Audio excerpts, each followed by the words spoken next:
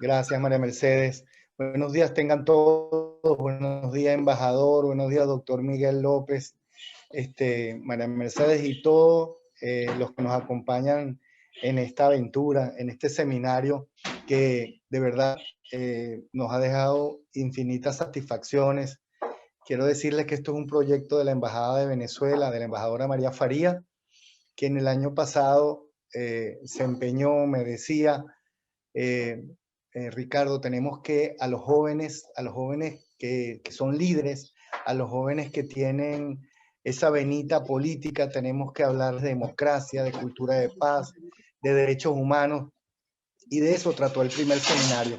Ahí formamos a 40 jóvenes en esas áreas y, y fue muy linda la experiencia, fue muy linda. En aquel momento nos acompañaron como profesores, como expositores, varios expresidentes del país receptor, nos acompañaron diputados en ejercicio de la Asamblea de Venezuela, inclusive diputados en ejercicio de la asambleístas de aquí de Costa Rica, alcaldes, embajadores, académicos. Fue riquísimo el repertorio porque en aquel momento queríamos que no fuera una clase hilada, sino más bien fueran los testimonios de los protagonistas de esta historia contemporánea, de lo que se está viviendo en nuestro hemisferio.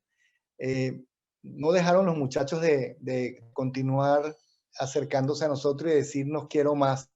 Y de ahí esta segunda etapa, mucho más cruenta, mucho más dura, mucho más exponiendo lo más coincidente entre las dictaduras, entre los narcorregímenes del hemisferio, específicamente Nicaragua y Venezuela. De ahí el nombre, Ofensiva para el Rescate de la Democracia en Latinoamérica, no más dictadura. Y ahí nos buscamos puros guerreros, nos buscamos puros cuartos bates, puros charlistas que de verdad estuvieran viviendo esta situación y que nos plasmaran a todos los que queremos conocerlas, que nos abrieran los ojos, que nos permitieran interiorizar la situación para poder así de verdad estar a la respuesta que nuestros países necesitan. Este segundo seminario que habla de elecciones fraudulentas, de terrorismo, de narcotráfico, de ecocidio, de la violación de derechos de expresión, de la corrupción económica entre los países, etcétera, etcétera, de seguridad, es mucho más, una realidad mucho más cruda y estamos complacidos. Si Dios quiere, este segundo seminario va a desbordar en una publicación que Dios mediante nos la va a padrinar el presidente de la República, el presidente Juan Guaidó, gracias a Dios, y de alguna forma nos tiene emocionados, que va a ser un documento al mundo de tantas cosas que se exponen y se dicen que hace falta que la gente conozca. Yo quiero darle las gracias a Fundación Arias, a la OEA, a el CEDAL, el Centro de Educación Democrática de América Latina, y a Democracia Social, que es una asociación venezolana aquí en Costa Rica, que su capítulo es el capítulo social, por habernos sido ayudados a que esto se lleve a cabo, ¿no? Quiero dar las gracias especial a María Teresa, que ha sido la coordinadora de este seminario y lo ha hecho magistralmente, y por supuesto a nuestros expositores, a todos los anteriores y hoy en especial a el embajador Claudio Sandoval, embajador de Venezuela en Honduras, y al doctor Miguel López. Me gustaría presentarles al primer expositor, y si me permite el embajador, quiero decir de él que recibe su diploma en inglés e historia británica obtenido en el Aspet College, Escocia. Es abogado egresado de la Universidad Católica Andrés Bello, Venezuela. Realizó estudios de posgrado en Derecho Internacional Público y Relaciones Internacionales en la Universidad de Leiden, Holanda. Maestría en Derecho obtenida en la Georgia State University de Estados Unidos. un doctorado en ciencias políticas en la Georgia State University de Estados Unidos. Se lo está realizando en este momento, lo está concluyendo. Entre su experiencia profesional es profesor del Departamento de Estudios Internacionales de la Universidad Metropolitana, fue profesor de Derecho Internacional Público en la Universidad Central de Venezuela, consultor del Banco Mundial para proyectos de reforma judicial, Estado de Derecho y Justicia en América Latina, abogado corporativo de la firma internacional Norton Rose Fulbright. Como escritor, es autor de libros e ensayos especializados en materia jurídica y política. Ha ejercido periodismo de opinión por más de una década como columnista y conductor de programas audiovisuales sobre actualidad política venezolana e internacional. Conferencista internacional en materia de liderazgo emergente, democracia, derechos humanos y activismo por la democracia. Abogado de presos políticos en Venezuela entre los años 2014 y el 2016. Participó en el movimiento estudiantil venezolano y orgullosamente es miembro de la generación del 2007.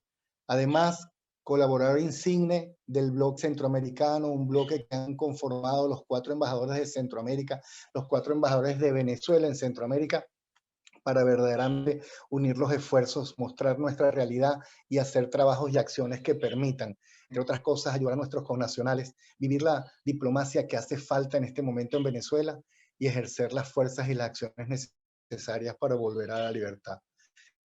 Gran amigo, gran compañero y admirado por todos nosotros, les dejo la palabra a nuestro embajador Claudio Sandoval.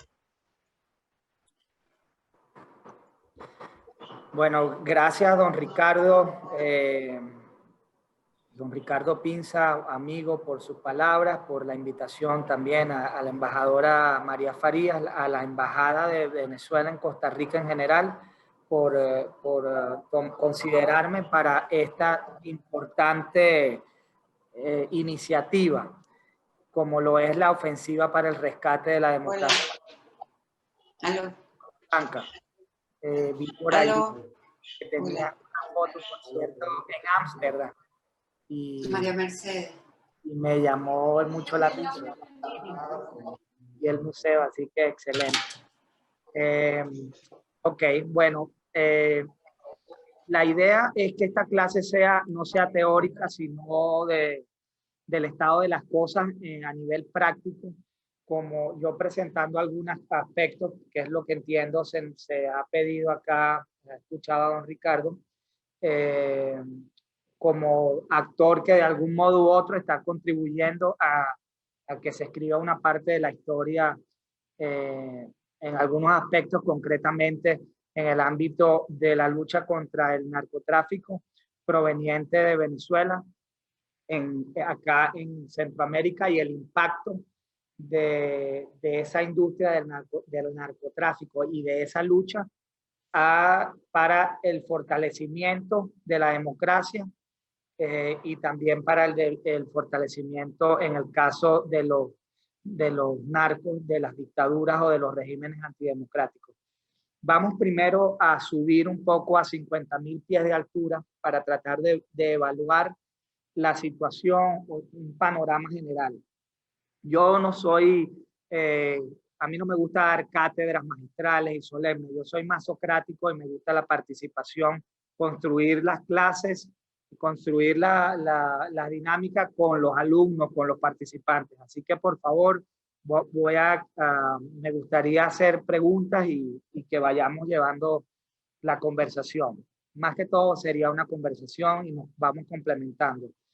La primera pregunta que yo haría para ubicarnos en contexto es, les pregunto, ¿contra qué estamos luchando? Vamos a hacer un refrescamiento, vamos a ver dónde estamos parados aquí. Quiero que me digan, alguien me diga contra qué estamos luchando a nivel ideológico. La democracia, ¿contra qué está luchando en el continente actualmente? ¿Quién podría decirme? Ok, allí dice David Solórzano, contra un narcorrégimen. Es correcto, estamos luchando contra un narcorrégimen. Ahora, a nivel ideológico, ¿cuál es el motor ideológico y político que está detrás de de ese grupo, de ese narcorrégimen, ¿quién se nos opone a los demócratas del continente? A nivel ideológico. Exactamente, Oscar. Estamos luchando contra el socialismo del siglo XXI. Esa es la corriente antidemocrática que está, digamos, teniendo mayor preponderancia en la región. Hay otras, está el comunismo, está incluso el fascismo, ya extrema derecha. Entonces aquí quiero recalcar que esta lucha de los demócratas está, y ya vamos contigo, Ana, porque has dado en el clavo allí. Esta lucha es en contra de la extrema derecha y contra la extrema izquierda. Y fíjense ustedes que les doy un detalle, el narcotráfico, el crimen organizado, no necesariamente a nivel político se identifica con la extrema derecha, sencillamente utiliza esto como un instrumento para su negocio, pero los grandes narcos, los grandes capos son más de derecha que de extrema izquierda en términos político-ideológicos. Pero quería hacer esa precisión, pero en todo caso debemos englobar que estamos luchando en contra del socialismo del siglo XXI, que es de extrema izquierda, pero también es oportunista. Se sirve de cualquier tipo de instrumento para tratar de consolidarse donde está y expandirse alrededor de la región. Y luego,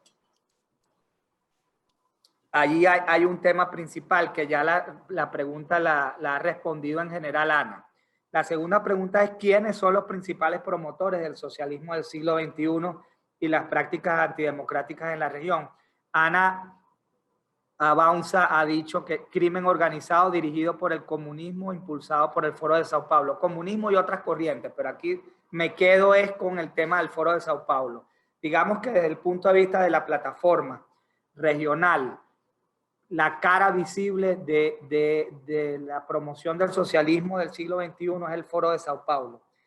Y si nos vamos decantando un poco más, ¿cuáles serían los países y las caras representativas de esa extrema izquierda antidemocrática en la región? Pregunto. Principalmente Cuba, exactamente. Allí nace todo, David, de allí nace todo. Y luego UN, Unidad de Exiliados Nicaragua, habla de los tres países, Cuba, Nicaragua, Bolivia, en 3 puntos, y luego dice nuevamente Bolivia. Bolivia está en suspenso, pudiera ser que sí, con el MAS al poder, pudiera ser que no, quizás tengamos el efecto Lenín Moreno del Ecuador, no lo sabemos, estaremos atentos a ese asunto. Muy bien, ok. Aquí ahora hay que seguir decantando, porque recuerden que yo voy a hablar un poco es del narcotráfico. Pudiéramos hablar de otras cosas, pero principalmente del narcotráfico y sus connotaciones o sus ramificaciones en lo político. El modelo de narcotráfico, de usar el narcotráfico como mecanismo de manutención en el poder y de consolidación y expansión de objetivos políticos extraterritoriales, lo implantó en Venezuela, en la región Cuba, el modelo cubano. Por allí hay varios testimonios sobre cómo esto pudo haber comenzado. Uno de los testimonios es el de una persona muy importante del cartel de Cali, que menciona, incluso estamos aquí a puertas cerradas, aquí no necesitamos ser políticamente correctos, y aquí podemos dar datos y cosas que no podemos compartir a futuro. Pero les digo algo. Narra esta persona del cartel de Cali, miembro del cartel de Cali, que que Fidel Castro le encomendó a su gran amigo, el escritor, premio Nobel de la Paz, Gabriel García Márquez, para establecer un puente con el cartel de Cali, y de esa manera con el cartel de Cali no, perdón, con Pablo Escobar directamente, con el cartel de Medellín, para establecer ese flujo comercial. Y porque claro, ustedes saben que Pablo Escobar siempre necesitaba dónde llevar la droga y quién se la podía distribuir en Estados Unidos. Y las grandes alianzas fue con los carteles de México, pero Cuba le estaba ofreciendo la posibilidad de hacerlo, de distribuir, de recibir y distribuir por la vía de la Florida. Y ese encuentro entre el Gabo, entre Gabriel García Márquez y un miembro del cartel de Medellín se dio en México. Y a partir de allí al menos podemos trazar un modelo de negocio, porque Cuba necesitaba financiarse, lo que llaman las sanciones, el embargo, el bloqueo. Nosotros lo llamaríamos las sanciones de Estados Unidos, pero también porque en Cuba el modelo económico socialista comunista sencillamente desbancó el Estado. Ya sabemos que ese es un sistema que no funciona. Entonces, todos los obstáculos que tenía Cuba para poder generar dinero, para poder generar flujo y mantenerse, le llevó a distintas vías, dentro de las cuales estaba el crimen organizado, y dentro del crimen organizado no solo el lavado, sino también el narcotráfico. Entonces, este modelo lo fue exportando Cuba en la región, de manera que la franquicia socialismo del siglo XXI, cuando llega al poder, incluye necesariamente el narcotráfico como fuente de financiamiento. Y también eso lo podemos ver, el narcotráfico también invadió Panamá, la Panamá de Noriega, y también en Nicaragua con el sandinismo. De hecho, Noriega, Pablo Escobar, ustedes deben saber esto muy bien, eran los suplidores y los que estaban como actores dentro de estas transacciones para lo que era el financiamiento del sandinismo y de la guerra, aparte del conflicto social, la guerra civil que algunos de ustedes pudieron haber padecido, o sus padres en los 80 en Nicaragua. Porque entiendo que esta clase está conformada por nicaragüenses, venezolanos y costarricenses en gran parte. Ahora, aquí hay otro problema, que es el de cómo el narcotráfico ha ido en paralelo tratando de insertarse en las estructuras institucionales del Estado. Y esto lo ha hecho por su propia cuenta, que es lo que trató de hacer, digamos, en su momento Pablo Escobar. Pablo Escobar quería implantar en Colombia un narcoestado, con él a la batuta y su cartel. Pero entonces tenemos a los narcotraficantes, por un lado, tratando de penetrar directamente las instituciones sin negociación o sin convenio con, digamos, la extrema izquierda, pero también tenemos a la extrema izquierda como modelo político tratando de instalarse en el poder a través del narcotráfico. Llegó un momento en que tanto los narcos privados como, o sea, en sus iniciativas privadas de penetrar las instituciones del Estado, como los políticos, particularmente de extrema izquierda, se encontraron en ese camino, y es lo que hoy vemos en Venezuela fundamentalmente. Es la perfección de un narcoestado, donde ya no es una sociedad entre privados, entre unos narcos y unos políticos, sino la consecución o la confluencia, la yuxtaposición de narcos y políticos. De manera que hoy en Venezuela, por ejemplo, tenemos que los políticos y los narcos son la misma cosa. A diferencia de Cuba, donde todavía los políticos son una cosa y los narcos son otra cosa. Digamos entonces que el máximo estadio ya fue alcanzado en Venezuela. Y por supuesto que eso tiene repercusiones muy graves para lo que es la consolidación del sistema democrático en la región. Les voy a poner un ejemplo. La industria del narcotráfico a los fines de Venezuela nada más representa entre 15.000 millones de dólares y 30.000 millones de dólares al año.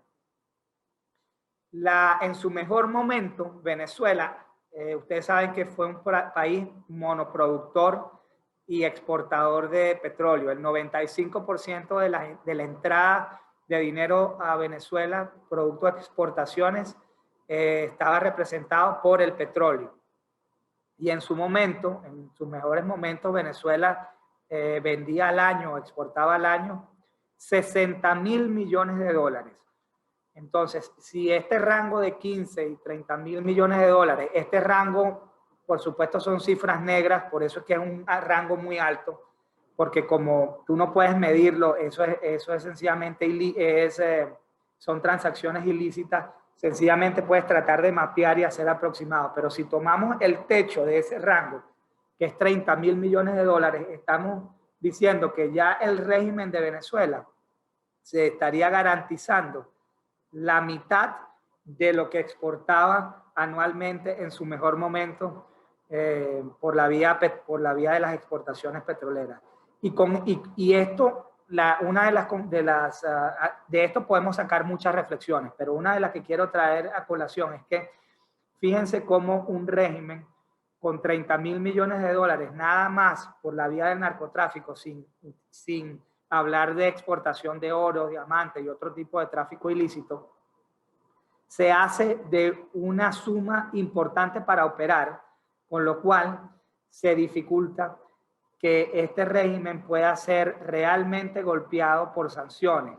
Y esto se lo digo también porque habría que determinar exactamente cuán determinante sería el tema de las sanciones en el caso de Nicaragua, por ejemplo, o en el caso de Cuba. En el caso de Cuba no han sido determinantes, ya tienen décadas con sanciones y el régimen ha podido subsistir de muchas maneras, digamos, por la vía de Venezuela, ha tenido ya 20 años haciéndolo, pero también con el narcotráfico. Venezuela ahora, el régimen allí en ese país se sigue financiando por estas vías, de manera que allí les dejo un tema de cuán efectivos podrían ser las sanciones como medidas de presión para sentar en la mesa de negociación a personas que en realidad no tienen escrúpulos, son delincuentes y tienen mecanismos extralegales para subsistir.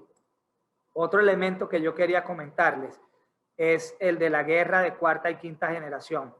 Alguien podría, sin buscar Google, rápidamente, vamos a seguir, pero rápidamente alguien podría decirme si han escuchado de la guerra de cuarta y quinta generación o con qué lo asocian.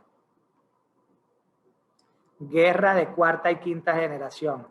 Bueno, los amigos que les gusta Santa Biblia Google pueden ir rápidamente y chequear mientras yo voy leyendo aquí los comentarios. Cuba, Nicaragua, socialismo, narco. El narco régimen a través del cartel de los soles cambió la posición de exportador. Ok, esto lo dice David. Ok, mientras ustedes van buscando allí, le comento que allí hay que agregar algo. ¿Quién? Nómbreme un cartel en Colombia. ¿Ustedes conocen, han escuchado de algún cartel en Colombia? Ya regresamos a la guerra de cuarta y quinta generación. Díganme un cartel en Colombia. Cali, ok, lo dice Gabriela. Díganme un cartel en Venezuela. Ya lo nombraron, el de los soles, ¿verdad? Díganme, mencionen un cartel en México.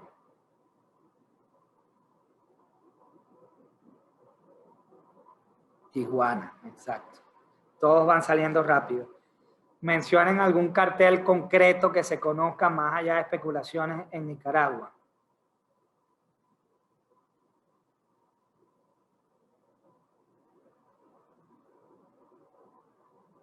El del Carmen, muy bien. En Honduras,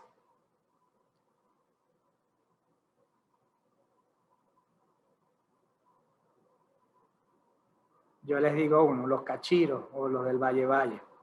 Ok. Y ahora les comento algo. Y en Costa Rica hay carteles, se conocen.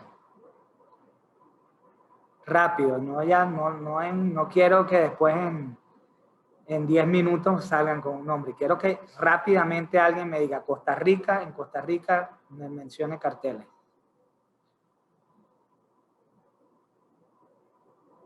Muy bien, Gabriela. En Costa Rica y Panamá no conozco. Nos quedamos con eso. Vamos a congelar esos momentos, luego regresamos a ese tema de los carteles, Costa Rica, Panamá. Vamos con el tema de la guerra de cuarta y quinta generación. Aquí alguien escribió la llamada guerra de cuarta generación, es la denominación dentro de la doctrina militar. Ok, está bien, era algo más corto, pero bueno, como como están escribiendo, entonces se hace un poco más tedioso. Pero de cualquier modo, yo lo que quiero comentarles con esto de la guerra de cuarta y quinta generación es que hoy en día la influencia no se ejerce y la expansión de la extrema izquierda no se ejerce a través de la guerra de guerrillas. En Nicaragua, en Nicaragua hubo guerra de guerrillas exportadas por Cuba, la Unión Soviética. Todo esto lo vimos en la región de Centroamérica, digamos en Guatemala, lo vimos en El Salvador, todavía persiste en Colombia. Eso se exportó incluso a África, Angola, etc. Hoy en día, el comunismo, la extrema izquierda se dio cuenta que la lucha de guerras de guerrillas pasó de moda, que la vía armada como mecanismo de la revolución, que era el guevarismo y el foquismo, eso pasó de moda, no solo que pasó de moda, sino que es extremadamente impopular. Eso no llega realmente a las masas. O que en todo caso es mucho más popular el mecanismo del voto. Y es así, yo no les voy a contar acá la historia del Foro de Sao Paulo, pero en todo caso, Fidel Castro, entendiendo esa realidad, crea al finales de los 90, de la mano del Partido de los Trabajadores en Brasil, Lula da Silva, y posteriormente se integra el chavismo, Chávez, el Foro de Sao Paulo. Y el Foro de Sao Paulo es todo relativo a la guerra de cuarta y quinta generación, que es básicamente una guerra asimétrica donde la idea es penetrar en las estructuras de base de la sociedad del país de que se trate, organizar a través de allí células, organizarse en partidos políticos, en ONGs, y a partir de allí comenzar a, entre otras cosas, a establecer activismo antidemocrático, activismo desestabilizador, activismo de insurgencia, que es exactamente lo que hemos visto en el Ecuador, lo que estamos viendo en Chile, lo que vimos en Honduras, todo esto el año pasado, antes de la pandemia, y el antepasado, lo que vimos también incluso en Estados Unidos. Sobre eso hay mucha inteligencia de algunas de las protestas que se llevaron a cabo en Estados Unidos, cómo hay infiltración y penetración. Y entonces es básicamente un cambio de paradigma, porque supongamos en el caso, para hablar de extremos y que se entienda mejor este tema de la guerra de cuarta y quinta generación, Estados Unidos es impenetrable. Militarmente, de modo convencional, no es prácticamente imposible, de manera por sus vías geográficas y porque Estados Unidos es la principal potencia militar del mundo. La segunda fuerza armada más grande del mundo es 10 veces más pequeña que la de Estados Unidos. Entonces, militarmente, en términos convencionales, Estados Unidos no puede ser penetrado. Pero fíjense ustedes cómo cómo a través de la guerra de cuarta y quinta generación, Estados Unidos está siendo penetrado a través de lo que llaman el grassroots activism, el activismo de base, y cómo pueden desestabilizar incluso procesos electorales en curso como lo que está ocurriendo en Estados Unidos. El país más poderoso del mundo ha sido tocado, ha sido vulnerable ante estos mecanismos de guerra de cuarta y quinta generación. No quiero sonar a teoría de la conspiración, pero incluso más allá del origen del COVID-19, ya lo que es su establecimiento se está usando dentro del marco de la guerra como un arma más dentro de la guerra de cuarta y quinta generación, que sobre todo involucra, además de lo ya comentado, el campo de batalla son los medios de comunicación, es la opinión pública, a través de los medios tradicionales como de las redes sociales. Entonces, fíjense ustedes que, y además es prácticamente un enemigo un poco medio oculto, porque tú no puedes, en una guerra convencional está un soldado vestido con un uniforme particular y tú sabes que ese es el enemigo y ese es a quien tú le apuntas con un fusil, o tú sabes que hay unos blancos establecidos y entonces se bombardea. Aquí en la guerra de cuarta y quinta generación, no sabes exactamente cómo atacar al enemigo porque el enemigo no tiene una cara específica. Todos estos elementos que le estoy mencionando, muy peligrosos, son los que están usando luego de la caída del muro de Berlín y del colapso de la Unión Soviética. Es decir, posguerra fría por la izquierda de extrema o extrema, antidemocrática, para ir avanzando. Y en Venezuela, como se hicieron del control de un Estado con muchos recursos, se ha ido perfeccionando este asunto, de manera que la inteligencia sale de Cuba, pero la implementación y la ampliación de ese alcance se proyecta desde Venezuela y se usan otros mecanismos. Por ejemplo, en Nicaragua se utiliza para lavar todo el dinero del narcotráfico a Bancorp. Allí hay una industria de lavado impresionante. Yo quería establecer estas ideas generales para luego hablarles rápidamente, van 26 minutos, vamos a seguir interactuando,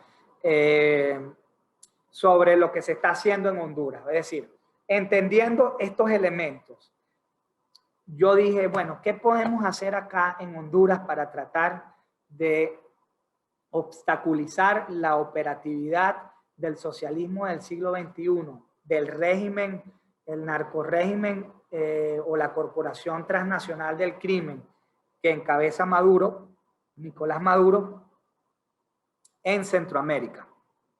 Y cómo no solo ayudamos a Centroamérica, sino también cómo obstaculizamos su flujo de dinero, es decir, cómo ponemos trabas a nivel de su industria de narcóticos para que, bueno, tengan menos dinero y con menos dinero tengan menos capacidad de operación, menos capacidad de impactar y de hacer daño no solo en Centroamérica, sino también en Venezuela.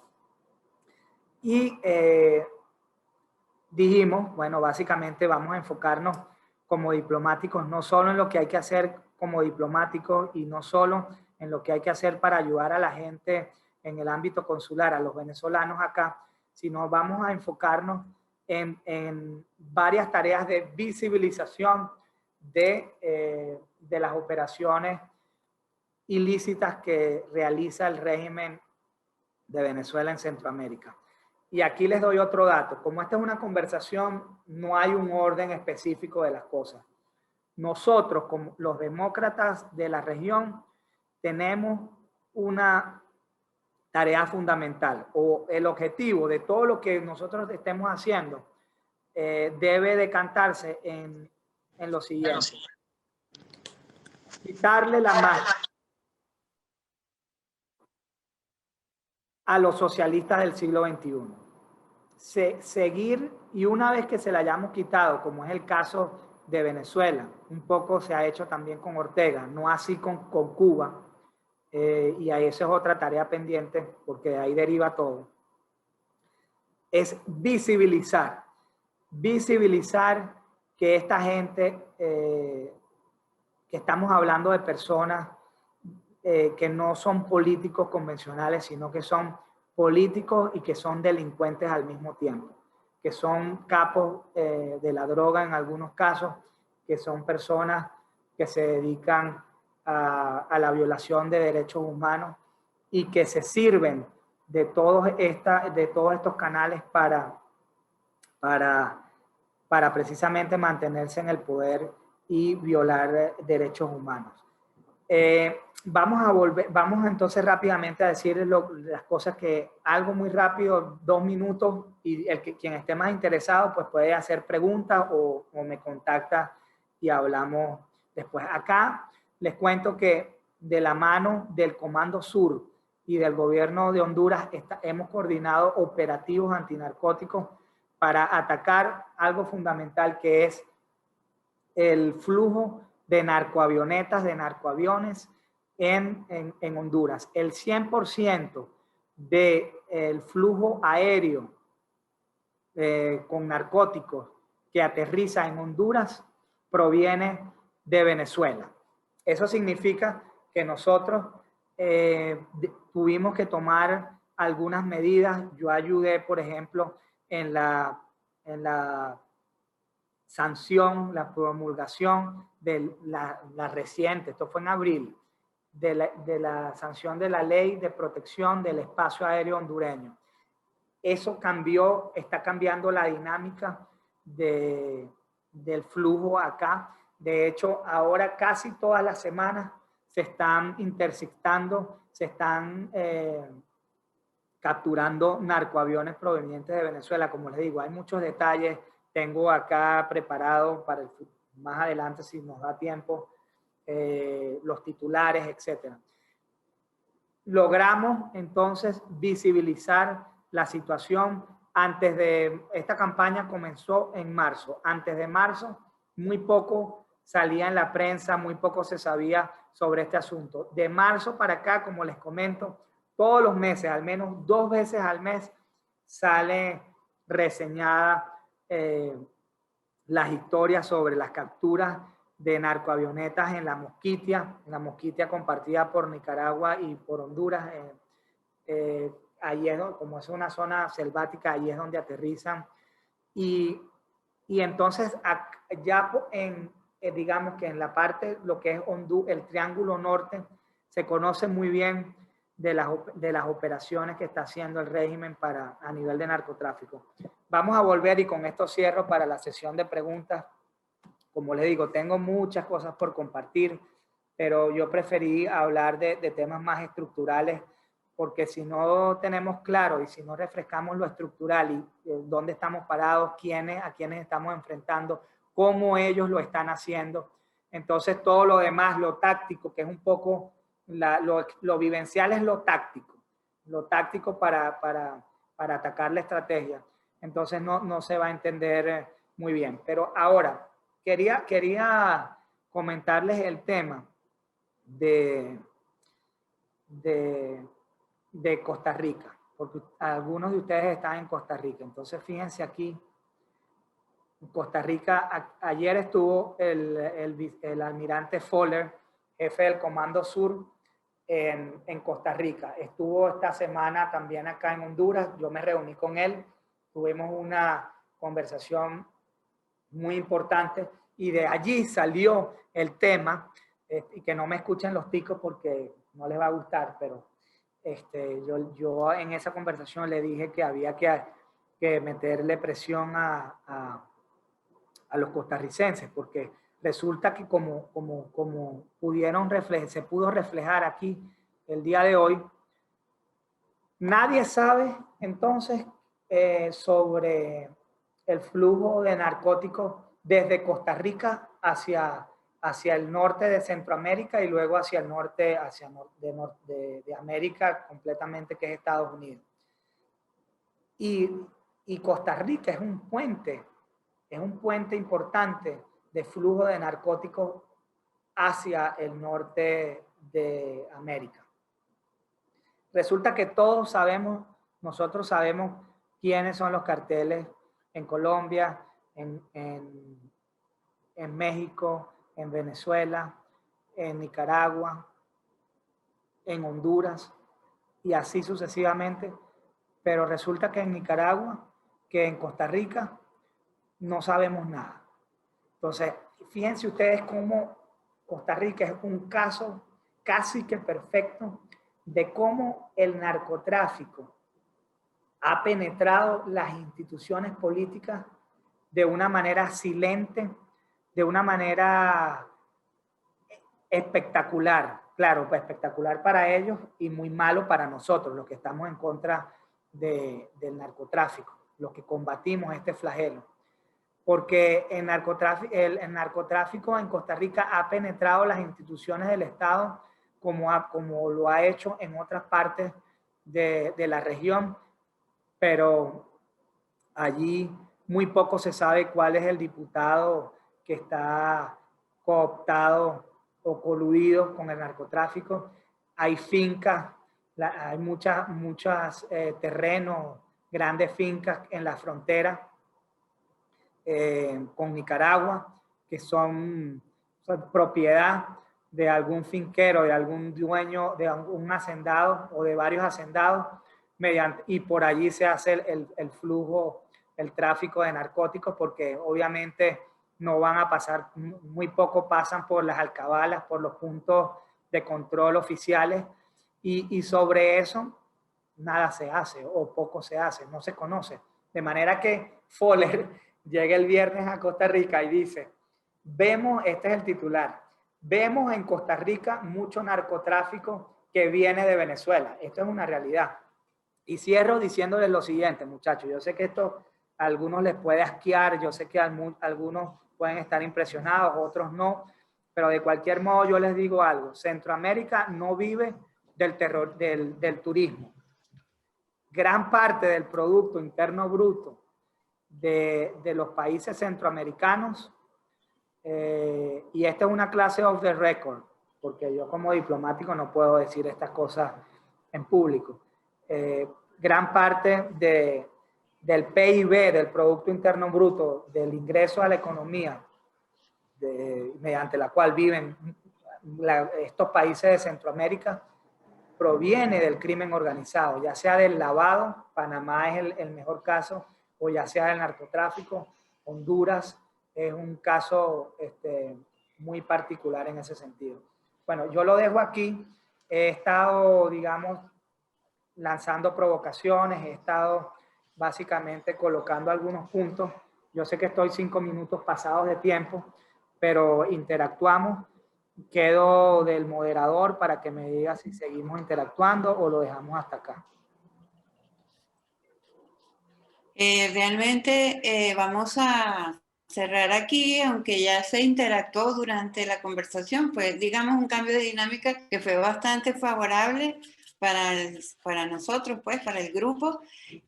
Podemos dejar las preguntas allí en el chat y posteriormente se las hacemos llegar al embajador para poder continuar, ya que nuestro segundo ponente está a la espera porque también tiene el tiempo un poco comprometido. Entonces los invito a que hagan preguntas. 1.000.000 de gracias al embajador de Venezuela en Honduras. Realmente son verdades que nos golpean y que bueno, aquí en Costa Rica estamos también pendientes de que eso está en actividad. Bueno, seguidamente vamos a darle el uso de la palabra a el doctor Miguel López Valdizón. Un segundito que por allí tengo un micrófono encendido. Vamos a apagar por aquí. Tenemos entonces, como les dije, en el uso de la palabra a don Miguel López Valdizón, nicaragüense, médico y cirujano, secretario general de salud entre 1999 y el año 2000, diputado y secretario de directiva de la Asamblea Nacional entre el año 2002 y 2007, exiliado en Costa Rica por segunda ocasión desde 2007. Actualmente es presidente de la Unión de Nicaragüenses en el Exilio, miembro del directorio de Iniciativa por el Cambio y coordinador de la Comisión Preparatoria para la Integración del Gobierno de Transición Nacional en Nicaragua. Bienvenido, gracias por estar presente. Muchas gracias. Quiero agradecer en primer lugar a la embajadora María Faria por la invitación y a don Ricardo Pinza, y especialmente por el cariño y el apoyo que de la Embajada de Venezuela se brinda también a los nicaragüenses exiliados en Costa Rica. Soy testigo de muchas acciones y muchas gestiones que desde la Embajada de Venezuela se realizan para ayudar a auxiliar la dura situación que enfrentan miles de exiliados nicaragüenses en Costa Rica. Y por supuesto, un especial abrazo a todos los hermanos nicaragüenses aquí presentes en este curso, nuestros hermanos venezolanos y de otras nacionalidades. Había solicitado autorización para compartir una presentación. No sé si ya tengo el Sí, acceso. sí, ya lo tienen. Voy a Listo para compartir. Voy a compartir entonces.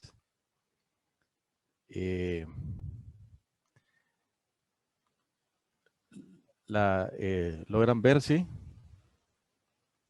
Sí, se ve. Okay. El terrorismo y el narcotráfico en Centroamérica es un desafío para la democracia. Y quiero establecer primero el contexto, digamos, donde se desarrolla estas actividades ilícitas y que de alguna manera desde hace muchos años vienen penetrando no solamente los aspectos económicos de los sistemas centroamericanos, sino también los sistemas mismos de la democracia.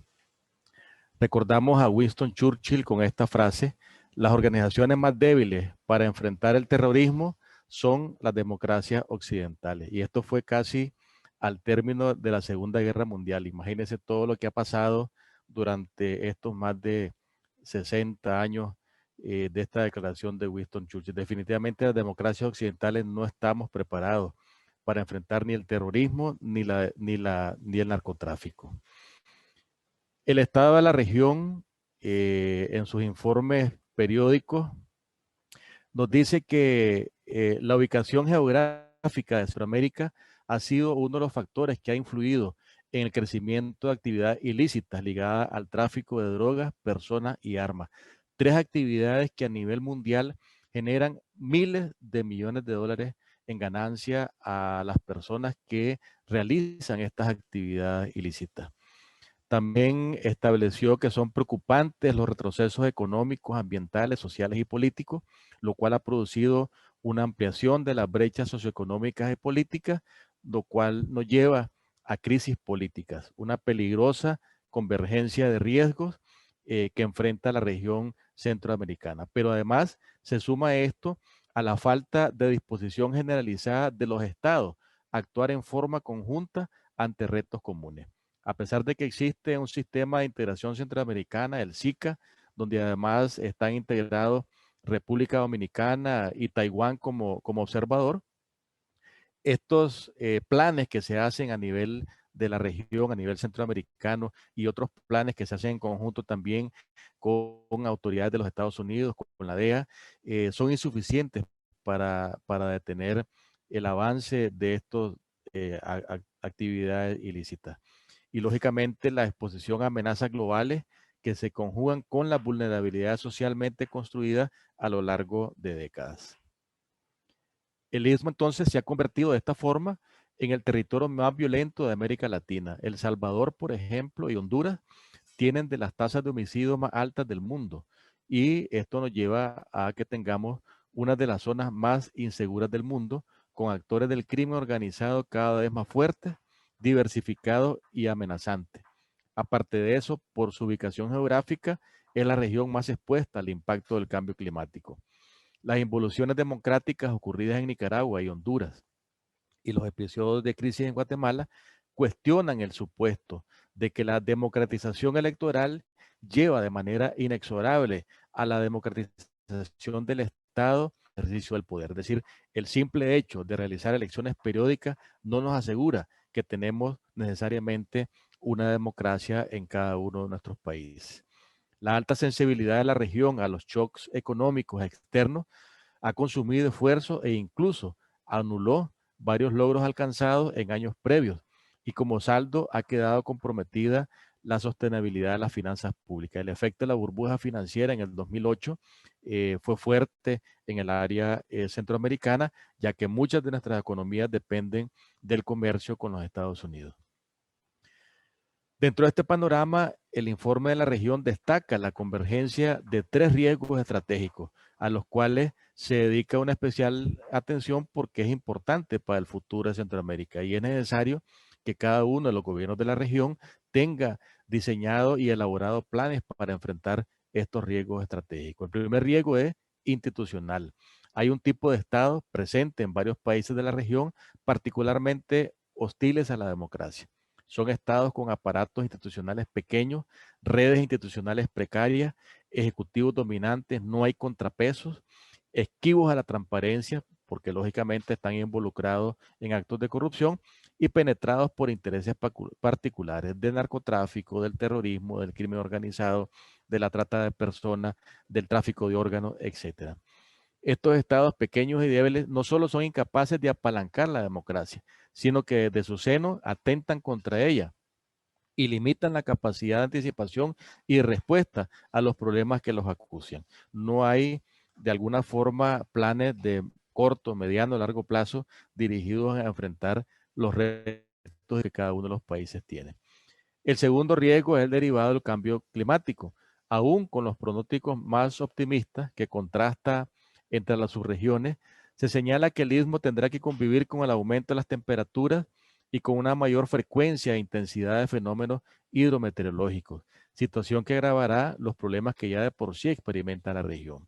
Se habla, por ejemplo, que con el crecimiento de los mares, producto del deshiele de los témpanos, hay algunas zonas en área de Centroamérica que tienden a desaparecer en los próximos años. Aquí en Costa Rica, por ejemplo, se habla de la zona de Punta Arenas que va a ser eh, absorbida, digamos, por el mar. El tercer riesgo se relaciona con el bloqueo político que impide combatir la exclusión social. Este informe de la región documenta que más de una tercera parte de los centroamericanos viven en exclusión social, es decir, con una inserción laboral precaria y sin acceso a programas sociales.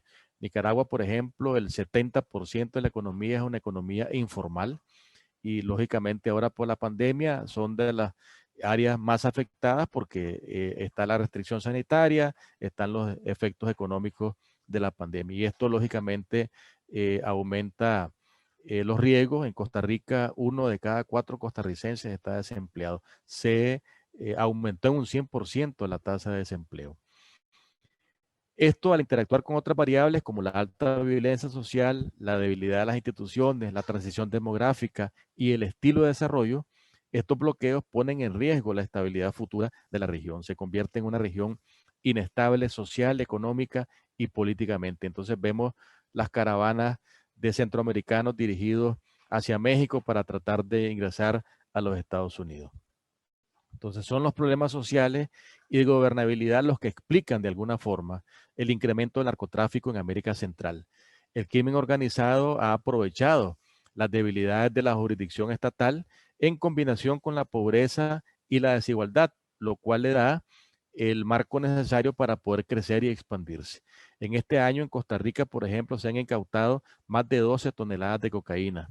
Esto ya es un récord y significa que la pandemia no detuvo la producción y el tráfico de drogas. Estos hechos tienen su origen en los años del conflicto en Centroamérica. Esta foto famosa tomada por Barry Seal, exagente de la CIA, en la primera llegada de Pablo Escobar a Nicaragua, donde la recibe el lugarteniente Tomás Borges, ministro del Interior, y que establece un vínculo directo que posteriormente llevaría a Pablo Escobar a permanecer durante algún tiempo protegido por el gobierno sandinista de los 80. Recordemos que en esa época los grupos insurgentes y los aparatos del Estado utilizaron el narcotráfico como una fuente de financiación para conseguir armas para la guerra. Inclusive en la actualidad, los narcotraficantes siguen ofreciendo armas a grupos insurgentes con el propósito de establecer rutas y protección para el tránsito de la droga. El rol de los gobiernos. Las instituciones policiales no están preparadas para afrontar los nuevos delitos y formas de violencia asociados al crimen organizado, el narcotráfico o el lavado de dinero. Vemos incluso donde hay miembros de la policía, inclusive de la policía antidrogas, que son contactos o enlaces de los mismos grupos organizados. ¿Cómo saben, por ejemplo, cuando va a haber un operativo, dónde va a haber vigilancia, dónde no va a haber vigilancia, a quién se está investigando, etcétera? Y por eso es que de alguna forma, de repente nos sorprendemos ver las noticias que atraparon a un narcotraficante que tenía años de vivir en una mansión con no sé cuántos carros a su nombre, con no sé cuántas propiedades a su nombre, y el gobierno no se da cuenta. Las malas condiciones laborales, los bajos salarios, la falta de medios o la ausencia de prestigio institucional son serios obstáculos para que los órganos policiales puedan llevar su tarea de forma efectiva. La incapacidad de los gobiernos para hacer frente a la violencia erosiona la legitimidad y la institucionalidad democrática y amenaza consecuentemente la estabilidad política. Además, constituye un factor de desarticulación social, pues afecta las relaciones de confianza y reciprocidad dentro de las comunidades. La gente se explica, bueno, entonces, ¿cómo vamos a enfrentar a estos criminales si la misma policía les está dando información o los está protegiendo en algunos casos? El narcotráfico lleva consigo también la violencia y la criminalidad. La tasa de homicidio en cada uno de los países de la región se ha aumentado producto de las pasadas de cuentas, como se le llama en las noticias, entre los conflictos por territorio entre los diferentes carteles que operan en los diferentes países. Y lógicamente un aumento de la corrupción. Siempre decimos, la corrupción es como el tango, se necesita dos para poderlo bailar, uno del sector privado y uno del sector público. La relación entre homicidio, armas de fuego y comercio de drogas es directa. Las drogas financian las compras de armas que sustentan la guerra entre pandillas por el control del territorio y el tráfico. La geografía del tráfico de drogas y de armas no respeta soberanías nacionales ni fronteras. El informe de la Comisión Latinoamericana sobre Drogas y Democracia plantea que la lucha contra el narcotráfico es una guerra perdida, que exige un cambio de paradigma en materia de políticas públicas. Reclaman un nuevo enfoque en la lucha contra las drogas centrado en tres ejes. Uno, tratar el consumo de drogas más como una cuestión de salud pública y menos como un mero problema de orden público. Lo vimos esto en el reciente debate en los Estados Unidos, donde el candidato presidente Biden precisamente invocaba uno de estos ejes. Dos, reducir el consumo mediante acciones de información y prevención. Y tres, centrar la represión sobre el crimen organizado. Vamos a la parte del terrorismo en Centroamérica. Y nosotros como Iniciativa por el Cambio hemos sido impulsores de declarar al Frente Sandinista como una organización terrorista. Primero porque desde su nacimiento surge como una organización político-militar vinculada con reconocidas organizaciones terroristas del narcotráfico y del crimen organizado, pero no solamente vinculada, sino que también ha cometido actos terroristas. Recientemente, dentro de las caravanas que salieron de Honduras hacia México, resulta que esto fue una forma de encubrir 60 miembros de Hezbollah que estaban siendo hospedados y entrenados en Nicaragua y que fueron insertados dentro de esta caravana de migrantes para que fueran encubiertos, digamos, y una vez que estaban en Tijuana o cerca de la frontera de Estados Unidos, ingresaran a los Estados Unidos para en algún momento pues cometer actos de terrorismo. El FBI lógicamente está tras la pista, pero en la zona del Rama, en la zona costa atlántica de Nicaragua, el gobierno les entregó cédula y pasaporte nicaragüense a estos 60 miembros de Hezbollah, que también sabemos que en Venezuela, en la isla Margarita, hay otro centro de entrenamiento de Hezbollah. También se mencionó la participación en los atentados contra las Torres Gemelas. Algunos de los terroristas que fallecieron allí llevaban pasaportes nicaragüenses, inclusive uno de ellos nacido en Mazatepe. Y el asesinato de Anastasio Somoza en conjunto con una organización terrorista, creo que fue Sendero Luminoso, no recuerdo el nombre, el famoso Rorián Merlo, que todavía creo que guarda prisión, coordinaron con directamente el Ministerio del Interior, Tomás Borges, el asesinato de Anastasio Somoza con un rocket. Y recientemente, por iniciativa de, valga la redundancia, Iniciativa por el Cambio, logramos que el comisionado del condado de Miami-Dade aprobara una resolución en la que le piden a la administración Trump declarar al partido Frente Sandinista como una organización terrorista. Esto es importante que pueda avanzar hacia el Departamento de Estado para que sea incluido como en la lista de organizaciones terroristas, igual que ISIS, igual que la FARC. Y entonces ya quede proscrito este partido y no tenga vehículo electoral. Pero además lo más importante de esto es que el secretario de ese partido es Daniel Ortega, actual usurpador y dictador de Nicaragua. Esto fue en junio de este año.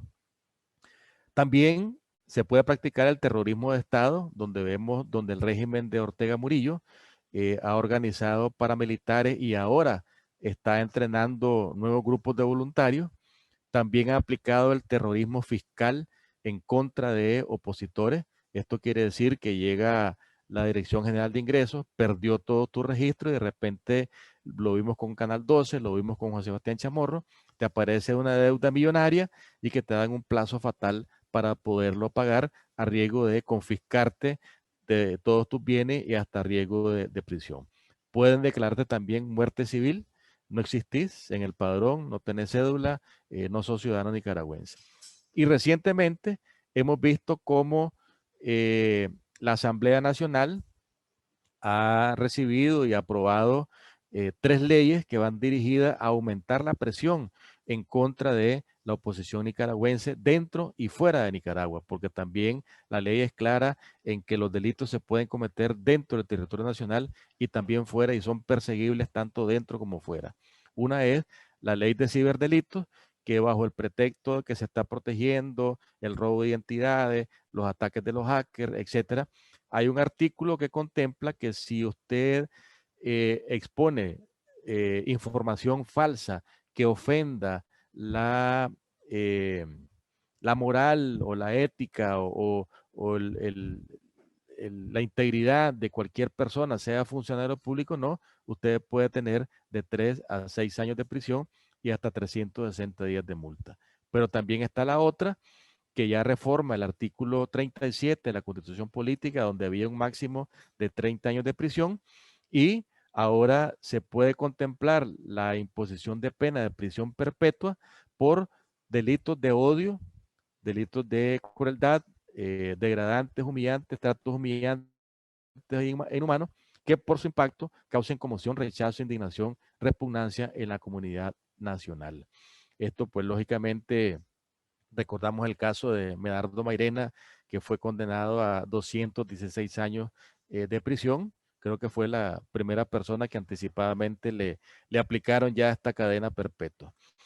La ley de agentes extranjeros, que es hija de la ley de Putin de 2012, donde también todas aquellas personas, organizaciones no gubernamentales que reciban fondos del extranjero, están sujetos a la inspección, a la determinar y presentar ante el gobierno el origen de su fondo. Y lógicamente esto viene a reforzar la judicialización de la política. En conclusión, el tráfico de drogas, el contrabando y la trata de personas son solo algunos de los crímenes que atraen a la delincuencia organizada y a los grupos terroristas porque generan grandes ganancias. Inclusive la pandemia ha sido una ventana de oportunidad para el crimen organizado. En este caso, los países tienen que mejorar y hacer más efectiva su cooperación interregional para poder desmantelar estas operaciones. Recientemente en Costa Rica, uno de los dirigentes de los recientes bloqueos, que eran totalmente diferentes a los bloqueos anteriores, declaró que el narcotráfico había infiltrado los bloqueos. Vimos cómo había mayor cantidad de violencia en estos bloqueos, que es muy contrario a lo que ha sido la idiosincrasia de los costarricenses. El rol de los jóvenes es muy importante y creo que es uno de los objetivos de este curso, ¿verdad? Son los más afectados por la violencia. Sin embargo, son los que están fuera de las políticas, tanto desde su organización, desde su elaboración, su participación y ejecución. Por lo tanto, es importante que los jóvenes no solamente son autores y víctimas del crimen, sino que también tienen que ser los movilizadores, los pensadores y los promotores de las políticas para su prevención. De tal manera, pues que tienen que jugar un rol más activo, y agradecemos que desde la Embajada de Venezuela se esté promoviendo esta participación de los jóvenes en no solamente en la capacitación, sino también en que sean jóvenes activos en contra de la violencia, en defensa de la democracia y en defensa de la libertad. Muchas gracias de nuevo por la oportunidad, y cierro con una frase de Edmund Burke que dice: lo único que el mal necesita para triunfar es que los buenos no hagan nada. Muchas gracias. Muchísimas gracias, doctor. Realmente esa es la finalidad de este seminario, de este segundo seminario, y estamos de verdad muy agradecidos por la información que usted nos ha brindado hoy.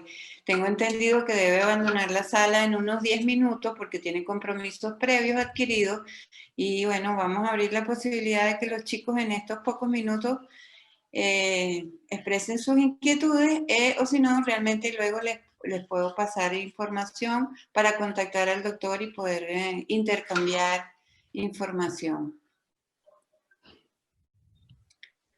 Damos un chancecito, si no tenemos, bueno, realmente a mi modo de ver, la presentación deja clarísimo que es un mismo guión para todos los países. Aquí tenemos a la Unidad de Exiliados Nicaragüenses, pregunta: según su exposición, ¿cuáles son los grupos insurgentes de los que actualmente el narcotráfico ofrece armas para establecer rutas en la región? Principalmente el narcotráfico actualmente está financiando grupos organizados en pandillas, principalmente en El Salvador, en Honduras y aquí en Costa Rica, en algunos casos grupos que están en las zonas marginales, que se llaman grupos que han sido vinculados con cárteles pequeños. En realidad no tienen una autonomía propia, son representantes ya sea de los cárteles de Sinaloa o de los cárteles de la zona sur, cartel de los Soles o cartel de Medellín, pero que de alguna manera se convierten en grupos irregulares. Por ejemplo, recientemente acá en Costa Rica, en una zona urbano marginal que se llama León 13, encontraron un edificio de 5 pisos, con jacuzzi, gimnasio, 27 vehículos de mayor de $100,000 cada vehículo, armas hasta para tirar para arriba, toda una red de protección de anillos de seguridad para poder entrar donde quien conducía esa banda, y lógicamente así se van organizando. De alguna forma, entonces, principalmente las maras salvatruchas y algunos otros grupos han sido los que el narcotráfico les ha ofrecido ayuda directa en armamentos para establecer rutas de protección cuando viene el cargamento, digamos, y en otro caso también las rutas que van por tierra a través de las diferentes fronteras llevan algún sentido de protección, lo que se llama la avanzada, que va diciendo si en la parte adelante de la carretera hay algún retén de policía que pueda ser evitado. Entonces, de alguna forma el narcotráfico está financiando, digamos, este tipo de armas a través de grupos irregulares, principalmente en pandillas juveniles. Bueno, todo el mundo está realmente contento con su contenido, así que bueno, vamos a darle la despedida en este momento para que pueda iniciar su siguiente actividad. De nuevo agradecido en nombre de la embajadora María Faría y la Consejería de Asuntos Políticos, Sociales y Culturales de la Embajada de Venezuela. Muchísimas gracias, doctor. De nuevo le decimos hasta luego. Muchas Quedamos gracias. hasta la próxima jornada a los participantes el próximo sábado 31 de octubre. Gracias a todos.